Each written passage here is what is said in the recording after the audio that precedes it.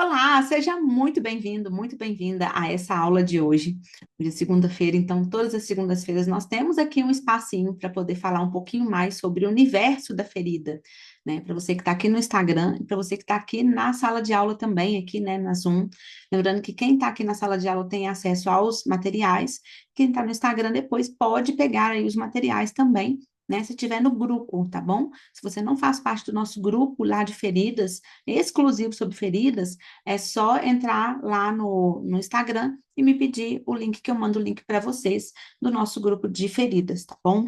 É muito importante, gente, a gente que tem, assim, um desejo de tratar feridas, um tropismo mesmo pela área da ferida, a gente acompanhar profissionais que já fazem isso. Né? Isso aconteceu comigo, sabe? Como eu disse, eu não imaginava que hoje eu estaria com um consultório de cicatrização de feridas do jeito que eu estou hoje, e lecionando para profissionais e para estudantes também. Por quê? Porque acaba que eu fui meio que direcionada, né, para esse campo de tratamento de feridas. Eu comecei substituindo o enfermeiro, que é especialista aqui na área, né, aqui no nosso município, enquanto preceptora, enquanto professora, e me identifiquei nessa área de feridas. E eu nunca tinha me identificado ainda, apesar de já ter sido enfermeira aí, né, desde 2002, mas essa área de feridas, ela nunca me encheu os olhos. Mas quando eu percebi que tinha algo a mais, não era só trocar curativo, não era só colocar uma gazinha, nada disso, aí sim eu comecei a me interessar. Então, por isso que hoje eu venho, né, todas as segundas-feiras para falar um pouquinho para vocês sobre esse universo da cicatrização de feridas, sobre o que a gente pode fazer de melhor para o nosso paciente, tá? Porque além da gente ter ali uma oportunidade de tratar melhor o nosso paciente, a gente também tem que entender que fazer a diferença na vida do paciente é o nosso objetivo, né? Principalmente como enfermagem. Então, quem me conhece sabe que eu não gosto de delongas, né? Então, eu vou começar a compartilhar aqui a, a nossa, a nossa aula. Para você que está aqui no Instagram e quer ver o material, é só entrar na sala de aula, tá? Da Zoom, tá? No grupo lá exclusivo, tem o link, tá bom? Já estamos aqui para poder compartilhar o material com vocês. Então, hoje nós vamos falar sobre escala de Push e o processo de cicatrização de feridas. Mas o que é escala, né? Na verdade, gente, uma escala de Push é uma ferramenta. É uma ferramenta que a gente utiliza para poder estar fazendo ali a avaliação de feridas. Tem vários tipos de a gente fazer, várias ferramentas para a gente utilizar. Mas essa daqui, ela foi desenvolvida para, especificamente quando foi criada, em 1960 e sessenta e poucos, para a gente poder usar em lesão por pressão. Mas hoje em dia a gente adaptou essa escala, pelo menos a que eu tenho, que eu vou passar para vocês, ela serve para qualquer tipo de lesão. Seja lesão por pressão, seja lesão por úlcera varicosa, úlcera arterial, úlcera do pé diabético, enfim, lesão por pressão, né? E por que que ela é importante? Porque quando a gente tem uma ferramenta na qual a gente utiliza ali para mensurar quais são os tipos de tecido que tem, qual que é o tamanho, né, como que está a evolução, é muito mais fácil da gente mensurar o nosso resultado. E o resultado não é só aquele assim a olho nu que você fala assim, ah, não, tá fechando sim, tá melhor. Não, ali pelo menos você tem algo que te dá um setor assim para você mostrar para o seu paciente também, te dá mais autonomia. Tá? Então, vou mostrar para vocês esse tipo de ferramenta que você pode utilizar aí de qualquer forma para a cicatrização de feridas, tá bom? Então, em 1996, gente, ela começou a ser utilizada, né, pelo enfermeiro na cicatrização de feridas por lesão de pressão não evitáveis. Por que que não evitáveis? Porque toda lesão por pressão, ela pode ser evitável, exceto aquela que não é, né? É meio óbvio da gente falar assim, mas tem hora que o óbvio também tem que ser dito, né? E acaba que essa ferramenta, ela veio para poder facilitar o processo daquele paciente que você fala assim, vai abrir, não tem jeito. Que paciente que é esse? Um paciente obeso que não pode ter mudança de decúbito, é um paciente, às vezes, ali com alteração do metabolismo, é um paciente diabético que está internado e não pode fazer mudança de decúbito por alguma forma, né? É, pacientes paliativos, às vezes, que não tem como você investir, né? Às vezes, numa terapia maior de prevenção. Então, tem vários modelos ali que se encaixam na lesão por pressão não evitável, mas não é esse o nosso foco, né? E ela pode ser utilizada, essa ferramenta, então, em qualquer tipo de ferida, tá? Qualquer um. E quais os fatores que indicam que uma ferida está cicatrizando? Essa que é a pergunta principal que a gente tem que falar. Então, quando você tira o curativo e você visualiza aquela ferida, aquela lesão, o que que te leva a pensar que aquela ferida está cicatrizando? Então, logo de cara, né, você já pensa assim, não, isso aqui está cicatrizando. Primeiro, o tamanho da lesão, né, a profundidade, os tipos de tecido e o nível de exudato. Isso é fato, em qualquer tipo de lesão. Se você atende uma lesão do paciente que tem necrose, assim que você faz o desbridamento, aquela necrose ela reduz ou ela diminui e dá lugar à granulação, teoricamente você já pensa, né? Você já sabe ali que aquela lesão ela está sendo cicatrizada. Então, o tamanho quando a gente pega uma régua, aquela réguinha de mensuração, e você mensura aquela ferida de comprimento e também de largura. Então, a gente tem ali aquela régua, você pode personalizar ela para você. Essa réguinha ali, você pode colocar a sua logo ou o seu nome, tá? Pode fazer até numa folha um pouquinho mais grossa que a A4, né? Tipo aqueles papel fotográfico, né? Pode mandar imprimir vários modelos daquele ali, recorta e faz o uso daquela régua. Então, primeiro que você vai ter o registro ali vinculado ao seu nome, à sua logo. E segundo, que você tem um respaldo ali da fotografia daquela lesão, né? O segundo é o tipo de tecido presente.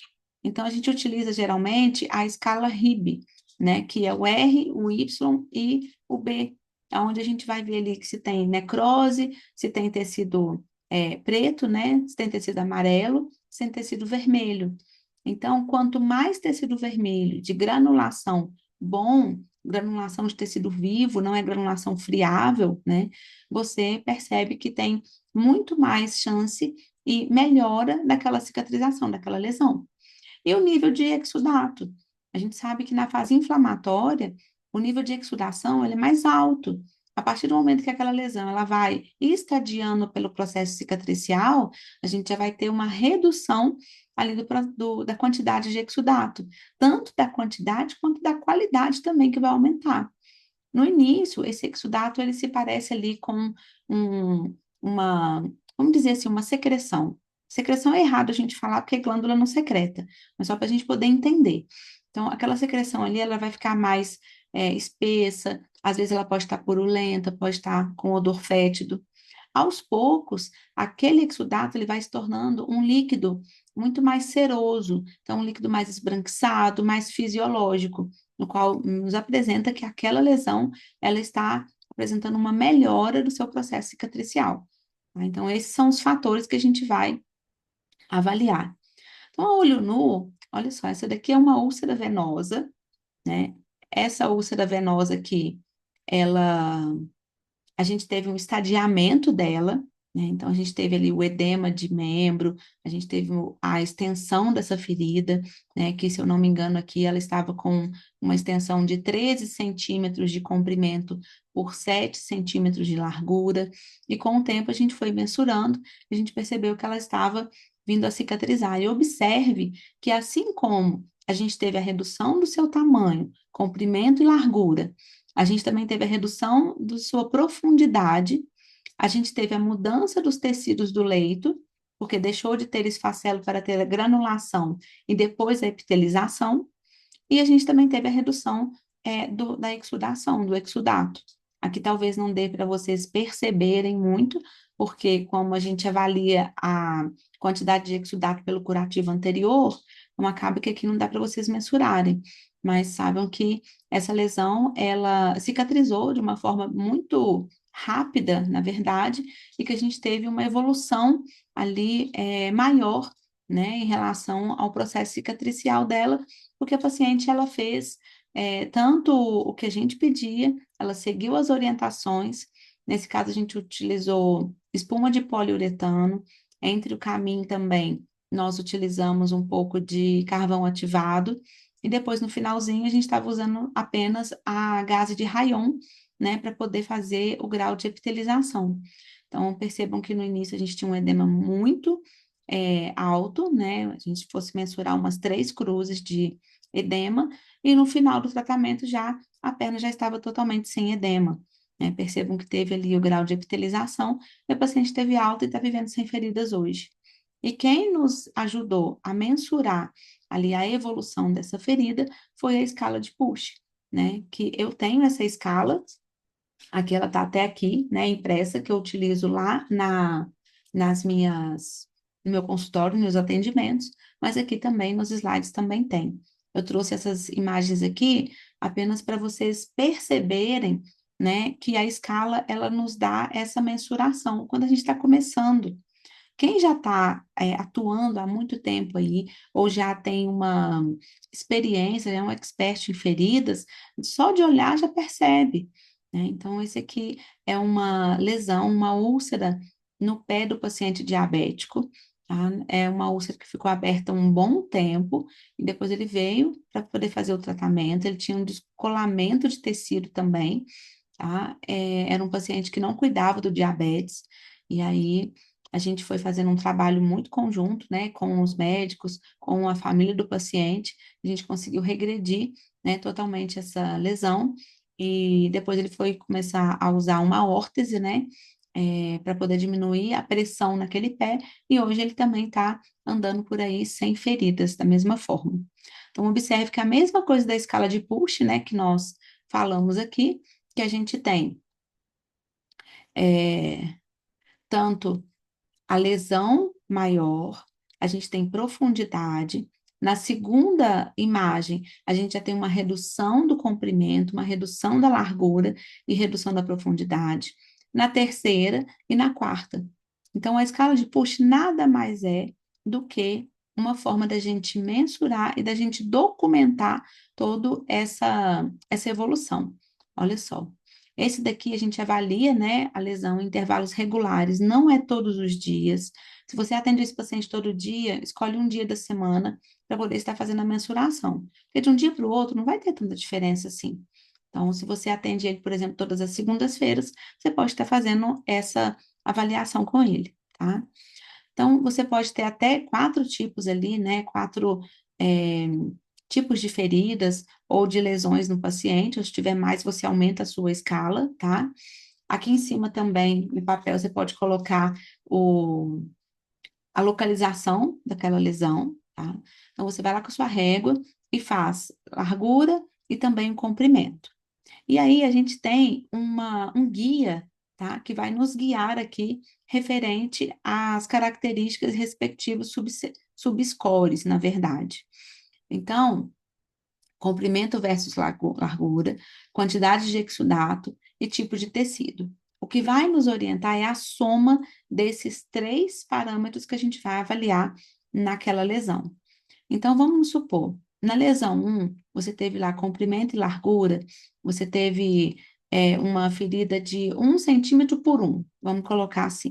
Então, 1 vezes 1 dá 1 centímetro quadrado, né? Então, nesse 1 centímetro quadrado, a gente pega ali o comprimento versus largura, está equivalendo ao 3.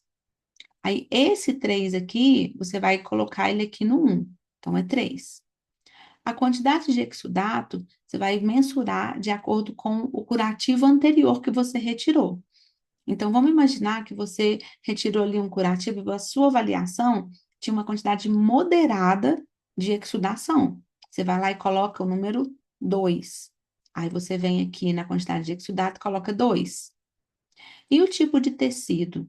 Então, o tipo de tecido ali tinha o tecido epitelial, granulação, esfacelo ou necrose. Vamos imaginar que ele tinha esfacelo na sua 90% do seu leito. Então, você coloca o número 3. Então, aqui, largura versus comprimento, 3. Quantidade de exudato, 2. e tipo de tecido 3. Então, 3 mais 2, 5, mais 3, 8. Então, o total de score foi o 8. Beleza. Então, na próxima semana, aí você vai avaliar novamente. O ideal é que esse número ele vá sempre abaixando.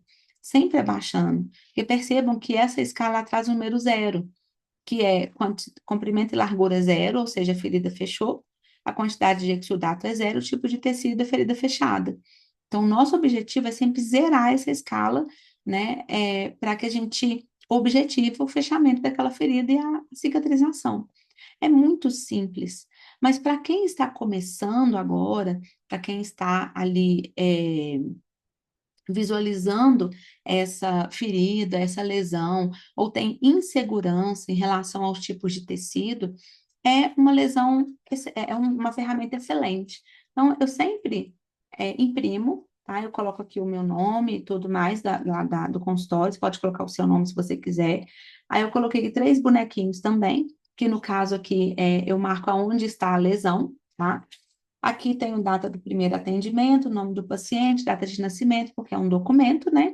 E aqui é a mesma coisa que tem lá no slide que eu mostrei para vocês. Então, você vai marcando de acordo com a quantidade que você vai vendo, tá? É excelente. Eu acho que essa escala aqui, ela nos dá, assim, uma segurança muito maior. E não só para a gente, porque você pode disponibilizar também isso para o paciente. Agora, se você usa somente o prontuário eletrônico, aí você também pode, né, muito bem, colocar esse arquivo lá no seu prontuário eletrônico e ir preenchendo, com base nos atendimentos que você faz no seu paciente. Então, as ferramentas hoje, elas servem, né, e elas nos ajudam muito nessa percepção e nossa autonomia na cicatrização das feridas, no atendimento e na nossa autoridade, né, como profissional também.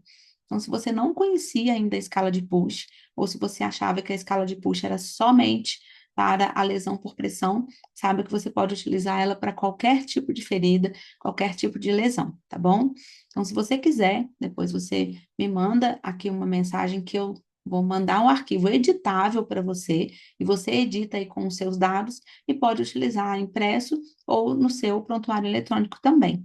Tá? Para quem está no Instagram aqui também, é só me chamar no direct, que essa live não vai ficar gravada aqui, ela vai para o YouTube, tá bom?